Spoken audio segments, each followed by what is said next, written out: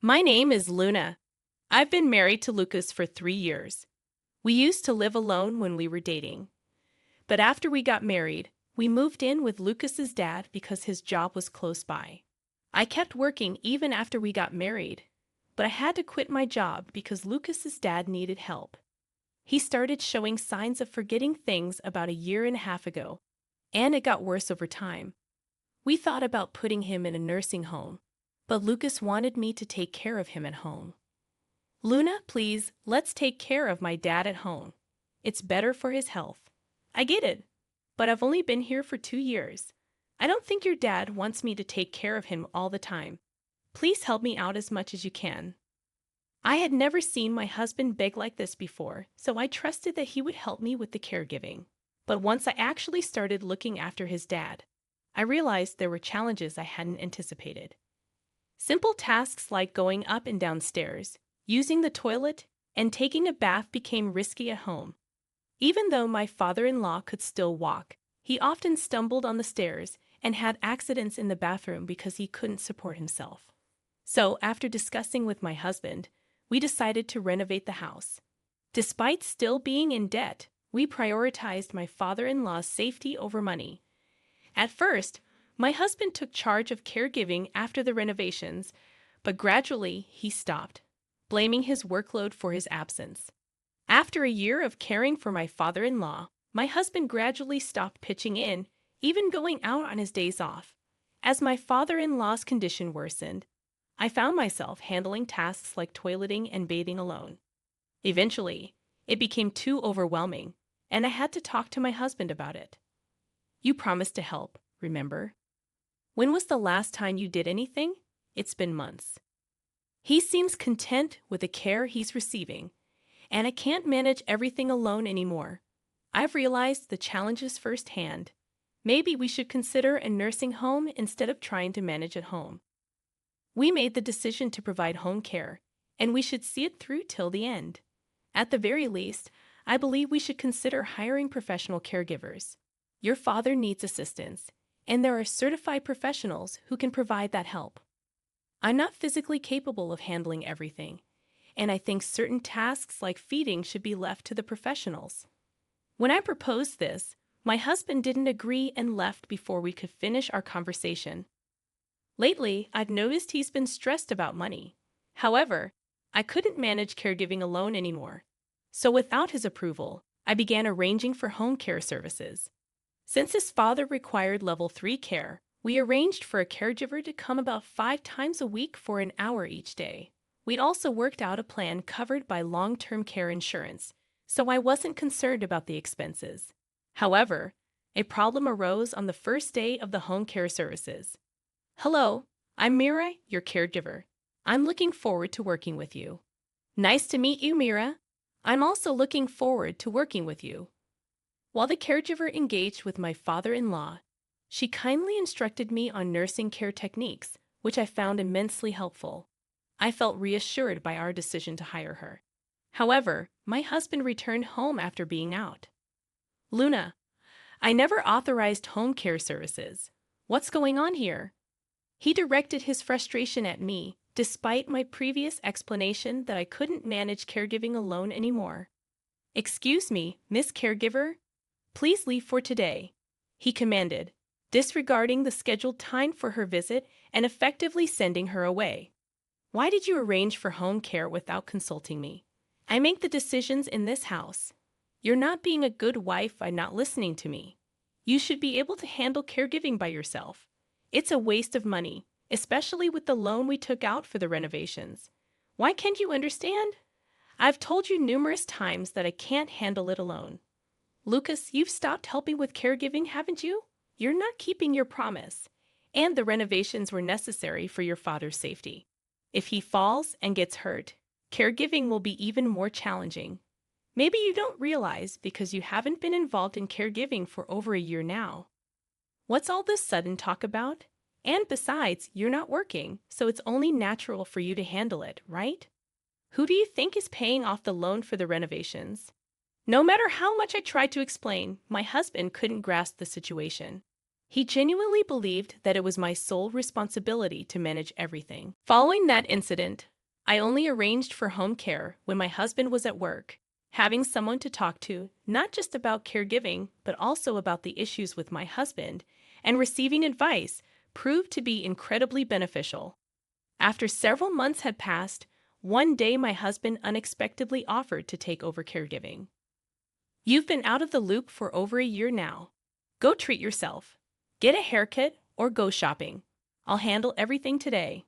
I gratefully accepted his offer. I treated myself to a haircut for the first time in ages and enjoyed some quiet time sipping tea at a coffee shop I used to frequent. However, after about 4 hours, feeling anxious about leaving my inexperienced husband in charge, I decided to head home early. Upon returning home, I found an unsettling silence. My father-in-law was peacefully asleep in his room, but my husband was nowhere to be found. As I looked around the house, I discovered an envelope placed on the dining table. Inside the envelope were completed divorce papers and a letter. The letter stated, "Even after the divorce, please continue taking care of my dad. I'm going on a trip for a week, so please file the divorce papers by the time I return." That's what it said. My husband abruptly ended the call, leaving me bewildered. Just before the line went dead, I'd overheard a woman's voice calling his name. It was evident he was with someone, possibly the woman he planned to go on an overseas trip with. We had only been married for 3 years, and the thought of my husband having an affair weighed heavily on me. As I grappled with the possibility of his infidelity, tears of regret filled my eyes. But amidst this turmoil, a glimmer of comfort emerged when I heard my father-in-law's voice calling out to me as I left. Lately, he had struggled to remember my name, but today, for the first time in a while, he called it out. Concerned about how my husband had been caring for him in my absence, I rushed to check on my father-in-law. "Father, are you feeling all right? Was everything okay while I was gone? Luna, will the caregiver be here today?" To my surprise, my father-in-law seemed lucid and able to hold a coherent conversation. "Could dementia improve over time? She won't be here today. She'll come tomorrow morning." "All right. Could you get me some paper and a pen then?" Despite his usual struggle with writing, my father-in-law appeared unusually composed today. I had read that writing could help mitigate dementia symptoms, so I indulged him. Handing him paper and a pen, he began to write something, though I couldn't see what it was. After he finished, he sealed the paper in an envelope and handed it to me. "Please give this to the caregiver when she comes tomorrow." With that request, my father-in-law drifted back to sleep. Was this some sort of dementia exercise with Mira? Though I was curious about the letter's contents, I chose not to peek. Hours later, when my father-in-law woke up again, he seemed to have no recollection of our earlier conversation, not even remembering my name. That night left me questioning everything. As my father-in-law drifted off to sleep, I found myself lost in thought, re-examining the letter and divorce papers my husband had left behind. Reflecting on his recent behavior, I realized there had been several suspicious actions that I had overlooked in my focus on caregiving. If my husband was indeed cheating, part of me wanted to end the marriage and leave immediately. But I couldn't abandon my father-in-law, and with my inability to work while caring for him, I worried about financial independence. As morning approached, I remained undecided. When Mira arrived the next morning, I handed her the letter my father-in-law had given me. After reading it, Mira, not just a caregiver, but also a friend, approached me with concern. "Luna, situations like these are unfortunately common. I'm here to support you. The letter is about my husband wanting a divorce. Yes, it seems Mr. Henley noticed something was wrong and reached out for help. There's more in the letter, but we'll discuss it later. Since we have limited time before your husband returns, let's act quickly." With determination, Mira arranged for another caregiver to take over Mr. Henley's care. "Let's go, Luna. We have work to do." Following Mira, we arrived at a law firm. "Mira, why are we here?" I inquired. "You'll understand once we're inside," she replied cryptically. Though confused, I decided to trust Mira and followed her into the building. Thank you for coming today. I'd like to discuss a request I received from Mr. Henley, primarily regarding the matter of gifting property during one's lifetime to you, Luna. The lawyer greeted us, handing me a document. Stunned, I accepted the paper. It was a notarized document, prepared by Mira at Mr. Henley's request. It outlined Mr. Henley's intention to gift me $36,000 and his apartment during his lifetime. Amazed by this unexpected gesture, Mira began to explain. On the first day of my home visit, Mr. Henley brought up this matter. He wanted to express his gratitude towards you, Luna.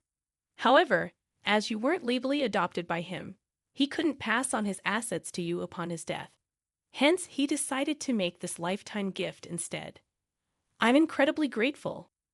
I need to thank my father-in-law immediately, I exclaimed, eager to express my appreciation. But before we could leave, Mira interjected, we need to make one more stop. After following Mira and making another stop, we returned home. Upon arriving, I expressed my deep gratitude to my father-in-law, even though he seemed unable to fully comprehend. I continued to thank him earnestly. Sadly, my father-in-law passed away 3 days later due to complications from his worsening dementia. I tried calling my husband, who was traveling abroad, to inform him, but he didn't pick up, perhaps assuming it was about the divorce. Left with no other option, Mira and I proceeded with the funeral arrangements amidst the gathering of relatives and friends. My husband's absence, as the biological son of my father-in-law, seemed to disappoint the relatives. When my husband returned home 2 days later, oblivious to the situation, he was immediately bombarded with questions from the relatives. Hey, you need to help me out here. I swear I'm not cheating. I was just on vacation for a change. After taking care of my dad every day, you can't just assume the worst. Even if I say I was caregiving, there's no proof, right? But I know for a fact that you were spotted at the airport with your mistress, acting like a couple. After my accusation, my husband seemed resigned and silently endured the harsh words from the relatives. Several days later, once the tension had eased, I initiated divorce proceedings. I planned to move into the apartment my father-in-law had gifted me before his passing. As I made preparations for the divorce, my husband called. Luna, where are you? It turns out you're the beneficiary of his life insurance, not me.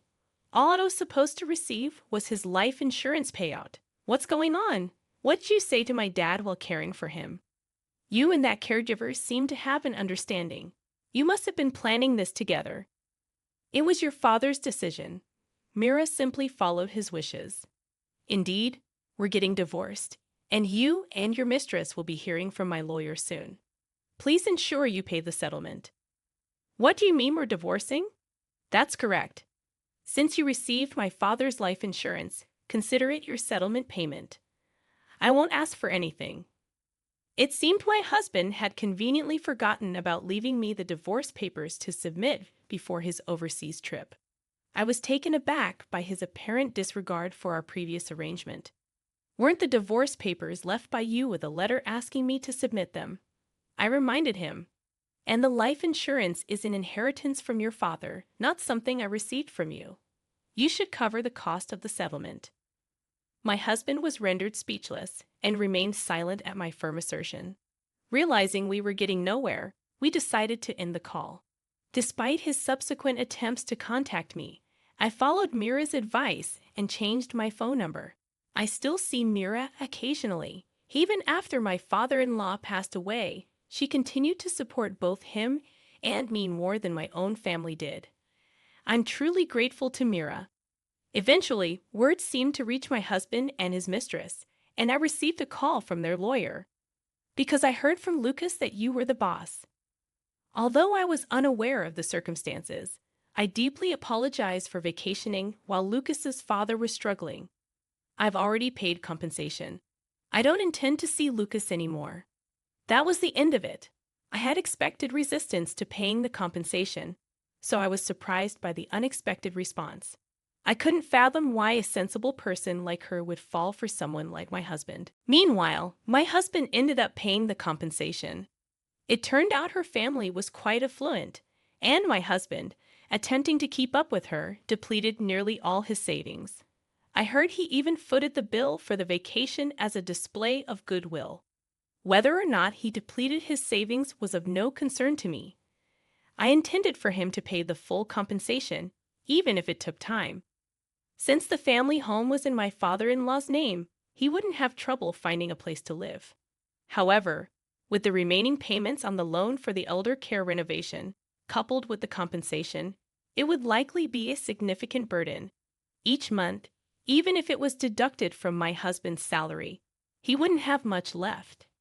It was common knowledge among our relatives, so seeking help from them was out of the question. I hoped he would reflect on his actions. I relocated to the apartment my father-in-law had gifted me, where I now live comfortably. I'm using the money inherited from my father-in-law to pursue a caregiving certificate. Mira is assisting me in this endeavor.